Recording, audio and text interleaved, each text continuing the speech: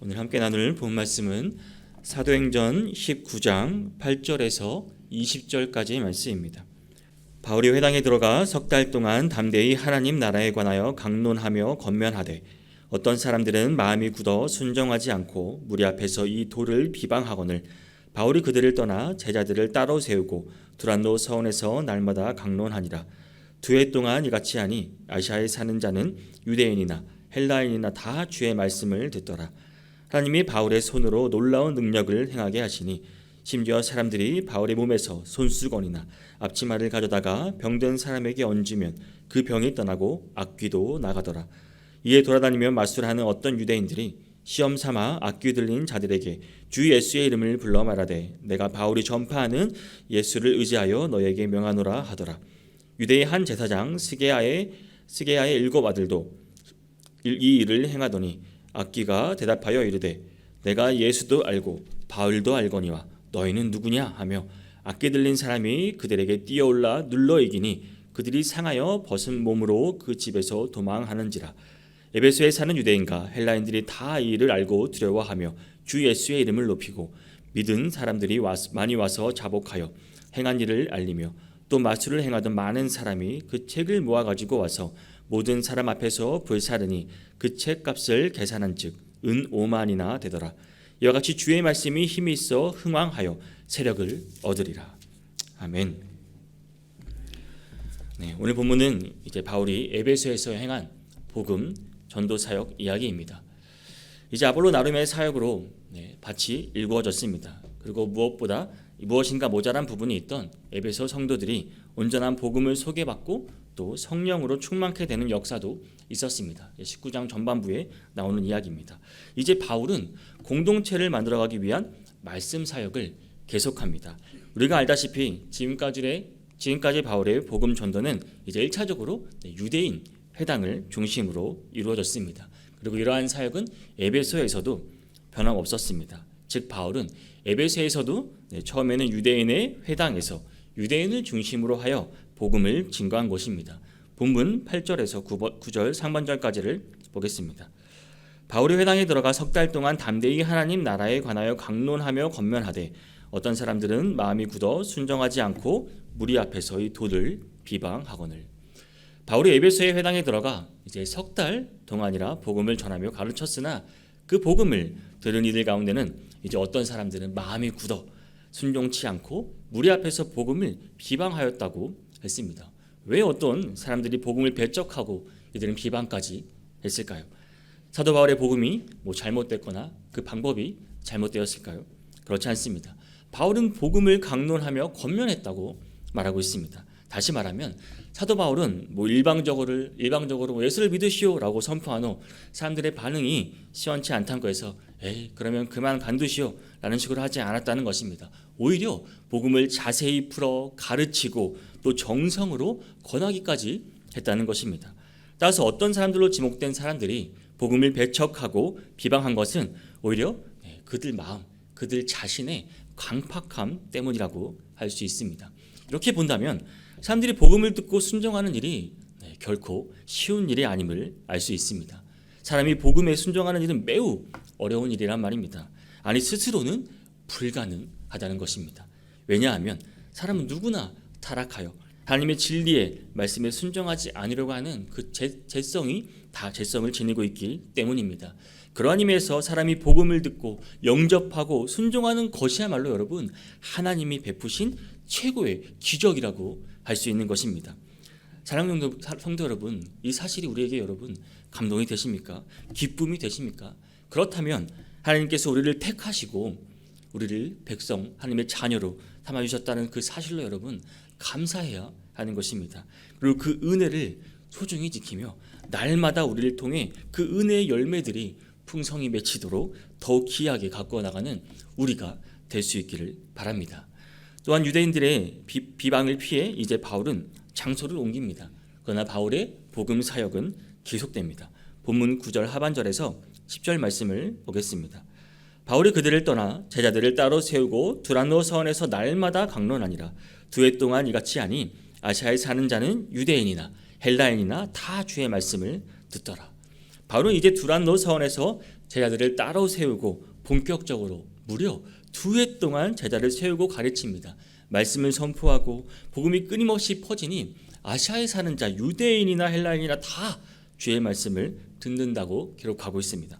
다 주의 말씀을 듣는다는 표현으로 보아 바울이 주님의 말씀을 가감없이 그대로 전달했음을 보여집니다. 듣는 사람들이 직접 주님으로부터 말씀을 듣는 것과 같이 느꼈기 때문입니다. 사도 바울은 그저 주님의 입을 대신하여 주의 복음을 전하였던 것입니다. 여러분, 바울은 특별하게 한 게 없습니다.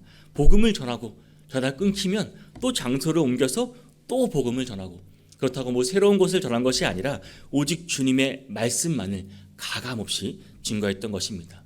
여러분, 이것이 진정한 전도자의 자세 아닐까요? 참된 복음이 무엇입니까? 우리는 무엇을 전해야 합니까?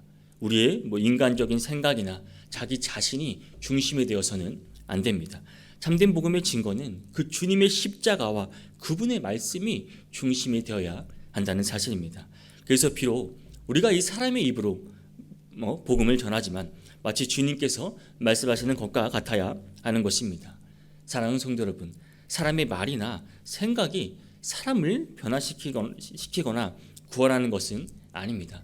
아무리 아름다운 말이라고 해도, 그것이 아름다운 것이 또 그 사람에게서 나온 것이라고 해도 인간은 구원하는데 아무런 능력이 없습니다. 사람의 구원은 오직 주님의 이 말씀만으로만 여러분 가능하다는 사실을 기억하시기를 바랍니다. 그러므로 우리는 복음을 증거할 때 자신의 말이나 생각은 철저히 배제하고 오직 주님의 말씀만 증거하는 우리가 되기를 원합니다. 많은 사람들이 복음을 증거한다고 하면서 실제로는 자기의 말을 하는 경우가 많습니다. 그것은 주님의 이름을 빙자하여 인간의 말을 전하는 것밖에 되지 못합니다. 그러므로 우리는 복음을 증거할 때 우리의 말, 우리의 생각을 배제하고 오직 충실한 주님의 입술이 되어 주님의 입을 그저 대시 전하는, 주님의 말씀만을 강함없이 전하는 우리 모두가 될 수 있기를 바랍니다. 그리고 이어지는 본문에서는 이제 갑자기 바울이 놀라운 능력 행하는 것이 나옵니다. 본문 11절, 12절입니다. 하나님이 바울의 손으로 놀라운 능력을 행하게 하시니 심지어 사람들이 바울의 몸에서 손수건이나 앞치마를 가져다가 병든 사람에게 얹으면 그 병이 떠나고 악귀도 나가더라. 여러분, 놀랍지 않습니까? 오늘날에도 이런 바울과 같은 능력의 소유자가 있다면 아마 병원은 여러분 다 없어지게 될 것입니다. 그렇다고 해서 여러분, 성경이 결코 허구를 기록한 것은 아닙니다. 여러분, 우리는 너무 기적에 초점이 맞춰져서 이렇게 놀라며 이 능력에 집중해서는 안 됩니다. 기적이 기독교 신앙의 핵심은 아니지 않습니까? 기적 그 자체에 어떤 의미가 있는 것이 아니라 말입니다. 여러분, 기적은 단지 왜 이루어진 거죠? 복음의 진리를 확증하고 복음 전파의 방편으로 나타나는 것일 뿐입니다. 그 자체에 어떤 의미가 있다는 것이 아닙니다. 그렇기 때문에 바울이 가는 곳마다 언제나 기적이 일어나지는 않았던 것입니다. 바울은 이전에 데살로니가, 베레아, 아덴 등에서 여러분 이때는 기적이 일으키지 않았습니다. 더 엄밀하게 말하면 하나님께서 그러한 기적을 일으키도록 역사하시지 않았다는 말입니다. 그런데 하나님께서 왜 에베소에서 바울의 손으로 희한한 능력을 행하게 하셨습니까? 이것은 에베소의 경우 당시 너무 우상 숭배의 경향이 강했고 당시 또 이미 마술 같은 것들이 많이 퍼져 있었기 때문입니다. 그래서 바울이 전하는 복음이 진리임을 확증하기 위한 수단으로 하나님께서 기적을 사용하신 것입니다. 바울의 이러한 놀라운 능력은 당시 돌아다니는 여러 마술사에게 영향을 끼쳤습니다. 본문 13절을 보면 이에 돌아다니며 마술하는 어떤 유대인들이 시험 삼아 악에 들린 자들에게 주 예수의 이름을 불러 말하되 내가 바울이 전파하는 예수를 의지하여 너희에게 명하노라 하더라. 당시 에베소 마술사들이 바울을 통해 나타나는 이적과 능력을 보고 부러워했습니다. 또 앞다투어 모방하려고 했던 것입니다. 이것은 무엇을 의미하는 것입니까? 당시 여러분 옛말에 호랑이가 호랑이를 알아본다는 말이 있습니다. 이는 그 상대를 정확히 알 수 있는 자는 그와 동등한 능력과 수준을 갖춘 자뿐이라는 것입니다. 따라서 이 당시 마술을 직업으로 하는 자는 그 자들이 바울의 이적과 능력을 정확하게 알아봤다는 것입니다. 그리고 바울을 통해 나타나는 이 이적은 결코 자기들이 하는 것 같이 눈속임이 아니라 그야말로 진짜라는 것을 간파했습니다. 성령의 능력으로 행하는 바울의 친면목을 알아보았던 것입니다. 이들이 몰아가면서 마술하는지만 봐도 여러분 알 수 있지 않습니까? 내가 바울을 전파하는 예수를 의지하여 너에게 명하노라라고 이렇게 이들이 마술을 하고 있다는 사실입니다. 그리고 이 일을 행하는 예를 보여주고 있습니다. 본문 14절에서 16절입니다. 유대의 한 제사장 스게아의 7 아들도 이 일을 행하더니 악기가 대답하여 이르되 내가 예수도 알고 바울도 알거니와 너희는 누구냐 하며 악기 들린 사람이 그들에게 뛰어올라 눌러 이기니 그들이 상하여 벗은 몸으로 그 집에서 도망하는지라. 스게아의 7 아들들, 이들 또한 마술하는 자들로서 주 예수의 이름과 사도 바울의 이름을 빌려 악기를 쫓아내고자 했습니다. 그러나 악기는 물러나기는커녕 오히려 더욱 기세등등하게 스게아의 아들들을 공격했습니다. 이 스게아의 7 아들들은 오히려 톡톡히 그 망신을 당한 것은 물론 그 생명의 위협까지 느끼며 봉변을 당하고 말았습니다. 여러분, 왜 이러한 일이 벌어졌습니까? 예수님의 능력에 문제가 있었나요? 아니면 바울에게 문제가 있었기 때문입니까? 그것은 그 스게아의 7 아들들, 그들 자신에게 문제가 있었기 때문입니다. 여러분, 그들에게는 예수 그리스도에 대한 바른 믿음이 없었던 것입니다. 게다가 그들이 예수의 이름을 부른 동기 역시 불순하게 짝이 없는 것이었습니다. 그들이 주님의 이름을 부른 것은 하나님과 주님의 영광을 위해서가 아니라 자기들의 영광을 위해서 그렇게 한 것입니다. 자신들의 세속적 이익을 위해 예수님의 이름을 함부로 입에 올린 것입니다. 그러나 그들이 망신과 봉변을 당한 것은 너무나 당연한 일이 된 것입니다. 하나님의 거룩한 이름과 능력을 그런 자기의 더러운 정욕과 이기적 목적을 위해 쓰려는 자들에게 여러분, 하나님께서는 수치와 그들에게 심판을 하시는 것입니다. 그런데 간혹 이러한 사실을 망각하고 하나님의 이름과 은혜를 망령되이 사용하려는 자들이 있습니다. 이러한 사람들은 이웃을 속여 또 더러운 사욕을 채우고 예수 그리스도와 그 교회의 이름을 빌리기도 합니다. 빌리고 팔기도 합니다. 또 예수 그리스도의 이름으로 드리는 기도를 마치 자신의 욕심을 채우기 위한 기복의 수단으로 생각하는가 반면 교회의 직분을 세속적 영광을 위한 통로점으로 생각하기도 합니다. 사랑하는 성도 여러분, 우리는 하나님의 이름과 능력을 이 땅의 정욕을 채우기 위한 수단으로 여기는 어리석은 생각을 버려야 하는 것입니다. 그리고 그 이름 앞에서 여러분 더욱 두려워하며 받은 은사를 귀한 목적을 위해 사용하도록 해야 하는 것입니다. 하나님께서는 은혜를 망령되이 사용하는 자에게는 무서운 심판으로 또 거룩한 영광을 위해 사용하는 자에게는 더욱 풍성한 은혜로 갚으시는 분이라는 사실을 여러분 잊지 마시기를 바랍니다. 그리고 이제 바울의 복음과 능력이 전파된 그 결과가 기록되어 있습니다. 본문 17절에서 19절입니다. 에베소에 사는 유대인과 헬라인들이 다 이 일을 알고 두려워하며 주 예수의 이름을 높이고 믿은 사람들이 많이 와서 자복하여 행한 일을 알리며 또 마술을 행하던 많은 사람이 그 책을 모아가지고 와서 모든 사람 앞에서 불사르니 그 책값을 계산한즉 은 5만이나 되더라. 바울의 복음과 능력이 전파된 결과가 이것입니다. 주 예수의 이름이 높아지고 많은 사람들이 주의 말씀을 믿고 자기들의 죄를 자복하는가 하면 마술을 하던 자들이 자신들이 가지고 있던 수많은 마술책을 내어다가 모든 사람 앞에서 불살랐습니다. 불살은 책의 양이 은 5만에 해당되는 양이라고 합니다. 이는 당시 약 140명의 노동자 1년치의 품삯에 해당하는 일입니다. 그러니까 한 명이 140년을 일해야지 얻을 수 있는 엄청난 양의 마술책이 있었다는 사실입니다. 그런데 여러분, 더 놀라운 것은 이러한 것들이 복음의 능력에 의해 불태워졌다는 사실입니다. 여러분, 하나님의 복음과 능력이 그 어떤 세상, 그 어떤 권력도 해낼 수 없는 일을 해낸 것입니다. 성도 여러분, 복음이 들어가면 사람들의 속에 있던 온갖 더러운 죄들이 토해지게 되어 있습니다. 하나님의 능력이 나타나면 세상의 온갖 그런 술수와 눈속임 등은 만천하의 거짓임이 드러나게 되어 있다는 사실입니다. 그런데 오늘날 여러분, 이 시대의 모습은 어떻습니까? 오히려 그와 반대인 것 같습니다. 온갖 거짓과 속임수가 만연하고 있습니다. 음행이 가득히 퍼지고 있습니다. 신도시는 물론이고 이제는 유흥업소와 노보호텔들이 막 들어오고 있습니다. 학교 주변까지 이미 들어왔습니다. 원조교제라 불리는 기막힌 현상이 중고등학교는 물론이고 초등학교까지 여러분 침투하고 있다는 사실입니다. 이게 말이 되는 세상입니까? 그런데도 이를 법으로 통제해야 할 권력기관에서는 하루가 멀다 하고 대형 부정 사건들이 꼬리를 물고 일어나고 있습니다. 부패 리스트는 날로 올라가 이제는 부패 공화국이라는 오명까지 뒤집어쓰고 있습니다. 이것이 현실입니다. 그렇다면 우리가 속해 있는 교회는 어떤 역할을 하고 있습니까? 이 사도행전의 기록처럼 복음의 참빛을 비춰 모든 어둠을 몰아내고 하나님의 능력으로 이 사회를 덮고 있는 사악한 세력들을 내쫓고 있습니까? 아니면 사회로부터 교회가 개혁의 대상이 되어야 한다는 질타를 받고 있지는 않냐는 말입니다. 사랑하는 성도 여러분, 우리는 오늘 본문의 기록들을 보면서 진심으로 부끄러운 마음을 가져야 합니다. 우리는 연약하고 나약한 모습으로 인해 여러분 말씀대로 살지 못하고 행하지 못함으로 인해 내 자신을 정말 가슴으로 회개하고 하나님께 나와야 하는 것입니다. 그래야 교회가 새롭게 성장할 수 있는 것입니다. 오늘 본문 마지막을 이렇게 기록하고 있습니다. 이와 같이 주의 말씀이 힘이 있어 흥왕하여 세력을 얻으리라. 이렇게 놀라운 결과가 어디에서 비롯된 것입니까? 사도 바울의 말씀의 능력이 있었습니까? 손수건이나 앞치마를 가져다가 병든 사람에게 얹으면 낫는 희한한 능력이 있었습니까? 물론 우리는 그러한 요인들을 배제할 수는 없습니다. 하지만 누가는 그러한 것들이 직접적인 요인이 아니었음을 오늘 본문을 통해 분명히 기록하고 있습니다.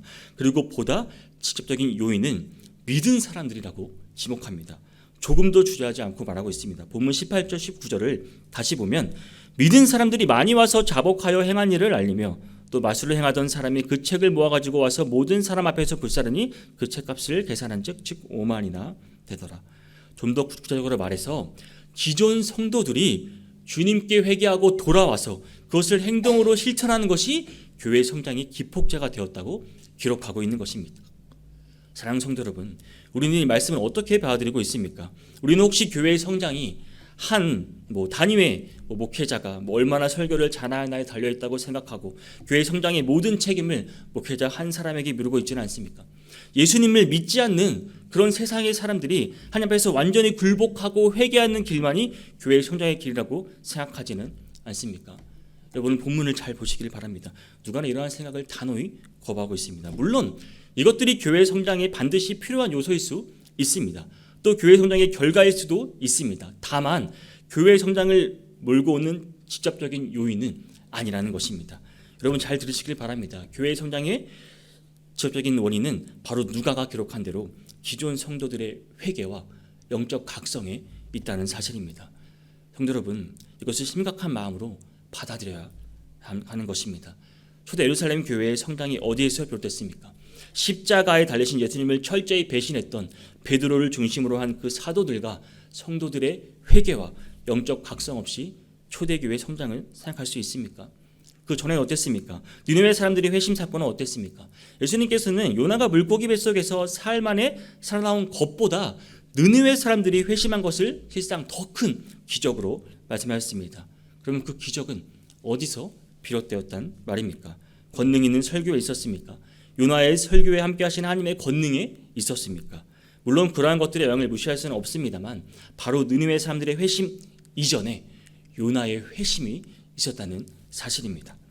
요나의 회개가 없었다면 니느웨 사람들의 회심이란 상상조차 할 수 없었을 것입니다. 그러므로 성도 여러분, 이러한 사실들로부터 우리는 깊은 깨달음이 있기를 원합니다. 교회 성장은 목회자의 설교의 역량에만 달린 것이 아닙니다. 또 예수님을 모르는 세상 사람들의 회개에만 달린 것도 아니란 사실입니다. 보다 직접적으로 바로 우리 기존에 믿는 성도들에게 나에게 달린 것입니다. 숨긴 제들을 깊이 참여하고 생생히 살아있는 성도로 나에게 새로운 영적 각성이 일어날 때 교회의 성장이 여러분 시작되는 것입니다. 당시 에베소 성도들은 지금까지 자신들이 보지 못하고 경험하지 못했던 예수의 이름이 지닌 신비한 능력 앞에서 자신들이 지금까지 은밀하게 범하던 잘못들을 고백하기 시작했습니다. 에베소의 많은 그리스도인들은 그들이 예수를 믿었음에도 불구하고 과거의 생활 습성을 청산하지 못하고 은밀한 가운데 미신과 주술을 쫓거나 마술을 따라다니던 그 같은 일들을 직접 행하고 있었습니다. 그러나 예수님의 능력을 확실히 목격하고 체험하게 되자 자신들의 은밀한 죄들을 다 회개하기에 이르렀던 것입니다. 사랑하는 성도 여러분, 오늘 본문은 하나님께서 온갖 미신과 우상 숭배, 마술 등 더러운 영들로 가득 찬 에베소에서 사도 바울을 통해 하나님의 능력을 비추심으로써 이 모든 것들을 몰아내는 역사를 일으켰습니다. 그런데 이 시대를 보면 이러한 역사의 운동이 반드시 여러분 지금 이 시대 우리에게도 있어야 함을 우리에게 말해주고 있습니다. 그러므로 오늘 우리가 지금까지의 나약하고 해이한 모습을 반성하고 지금 이 순간 우리에게 영적인 각성이 일어날 수 있기를 간절히 소망합니다. 새로운 모습으로 거듭나기를 원합니다. 성도 여러분, 세상이 우리를 두려워하지 왜 우리가 세상을 두려워하고 있습니까? 진정한 복음의 능력으로 이 시대를 덮고 있는 모든 어둠과 제약이 물러나는 에베소의 역사가 이 땅에서도 다시 한번 일어날 수 있도록 우리 교회를 통해 우리를 통해 일어날 수 있기를 간절히 소망합니다.